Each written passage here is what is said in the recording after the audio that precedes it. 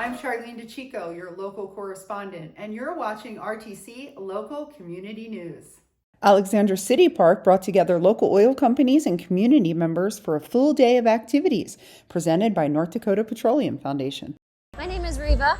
I'm the Communications Director for North Dakota Petroleum Council and the North Dakota Petroleum Foundation, who's hosting this great event here today in Alexandra, North Dakota.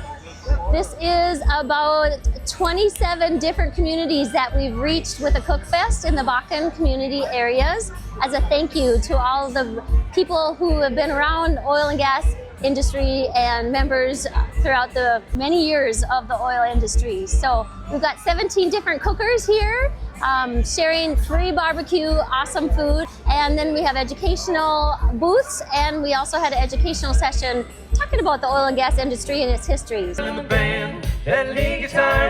name's Kathy Nessett. I'm a geologist from Tioga, and I spoke about the geology and how the drilling happened to drill these wells in North Dakota to get the Bakken formation. But then also, you know, what's new, what's coming on, what's next.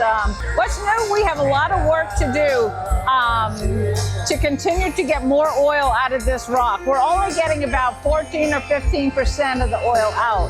So what we want to do, we want to get that percentage up higher, and we'll do that with enhanced oil recovery. So we look forward to that work.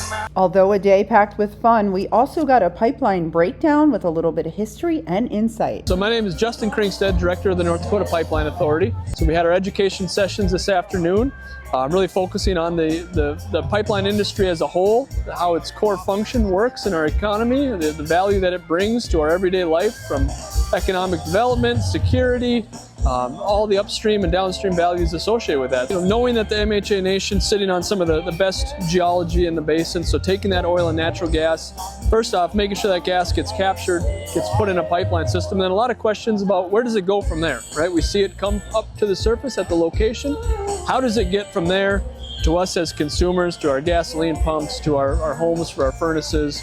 And MHA, one of the key players to making that happen for citizens across the U.S. The U.S. has led the world in developing long-haul crude oil pipelines and natural gas pipelines, and it really started from a security standpoint. We're trying to find a secure, reliable, safe way of moving energy from where it's produced to where it's consumed, and that really came to a front during World War II. And we had our first major pipelines developed during World War II as a result of, again, security and energy security concerns. And from then, the U.S. has led the world in developing millions of miles of crude oil, natural gas liquid pipelines that we rely on every day. So what we're looking at on this map, these are the major crude oil, natural gas, and refined product pipelines in the U.S. And so all you're looking at is just the major pipelines. This infrastructure then connecting areas of the U.S. where energy is produced, like in North Dakota, and then moving that energy to areas where high consumption and low production. So Iowa, Illinois, these areas where they do not have their own oil and natural gas production at the volumes necessary.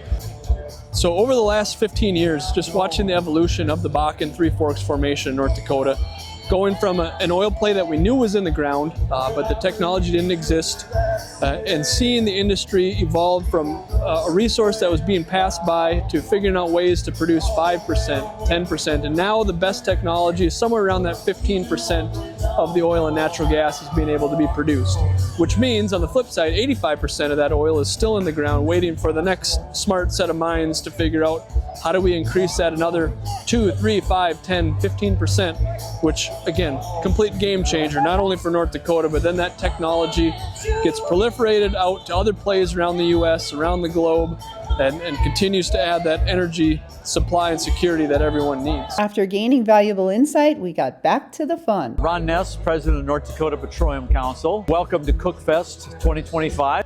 If you know the oil and gas industry, they are competing.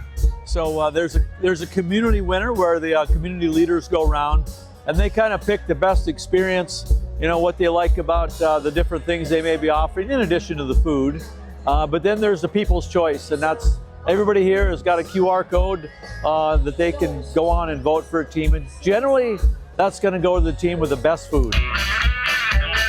Well, I hear the train coming, it's rolling around the bend, and I see the sunshine since I don't know when, 'cause I'm stuck at Folsom Prison. Hi, I'm with Lund Oil. This is our first year in this Cookfest. There's our crew, Lund Oil's crew, Brady Lund, the man himself. The working fellas. Yeah, we're here with Fast Energy Services out of Alexander, and we're enjoying the great spotlights out here, all the businesses, having a great time. What a great show. Yeah, Dwight Griffin with Hess Corporation, out here with this great team, cooking all this wonderful food. We've had several items here. We started out with smoked baked potatoes with stuffed with brisket, wrapped in bacon, really good, topped with a homemade aioli sauce, good enough to bottle. We also had some smoked mac and cheese, jalapeno poppers, and then I tell you what, if you didn't get one of those specialty hot dogs, you missed out. That thing was amazing. We spiraled our hot dogs.